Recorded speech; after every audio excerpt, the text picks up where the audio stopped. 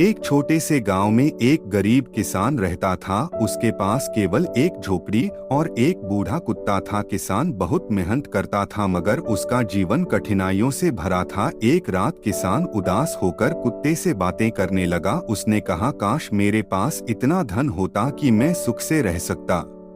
कुत्ता ध्यान से सुन रहा था। अचानक वह बोला, मैं तुम्हारी मदद कर सकता हूँ। गांव के जंगल में एक गुफा है। वहां एक जादुई हड्डी छिपी है। उसे लाओ और मन में इच्छा करो, पूरी हो जाएगी। किसान खुश हो गया। अगले दिन वह जंगल गया और गुफा ढूंढ ली। अंदर जाने पर उसे एक चमकती हुई हड्डी मिली। वह उसे लेकर घर वापस आया। रात को उसने हड्डी को पकड़ते हुए मन में सोचा, काश मेरे पास एक खेत और बहुत सारे जानवर होते। सुबह उठकर किसान दंग रह गया। उसकी झोपड़ी के सामने एक बड़ा खेत था और उसमें कई जानवर घूम रहे थे। वह बहुत खुश हुआ। अब वह मेहनत करके अमीर बन गया।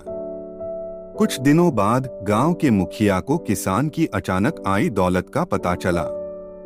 मुखिया लालची था। उसने किसान को धमकाया और उसकी सारी संपत्ति छीन ली। किसान फिर गरीब हो गया। अब तो उसका कुत्ता भी दुखी था। रात को किसान फिर कुत्ते से बोला, काश मेरा सब कुछ वापस आ जाता। कुत्ता बोला, तुमने मेरी बात नहीं मानी। मैंने तुम्हें धन नहीं, सुखी जीवन चाहा था। लालच बुरी चीज है। किसान को अपनी गलती का एहसास हुआ। उसने माफी मांगी और कहा, मैं अब लालची नहीं बनूंगा।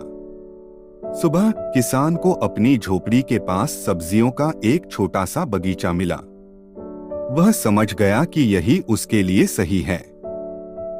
वह मेहनत करके खुशहाल जीवन जीने लगा। सीख, लालच हमेशा दुख का कारण बनती है। संतोष और ईमानदारी से मिला सुख ही स्थायी होता है।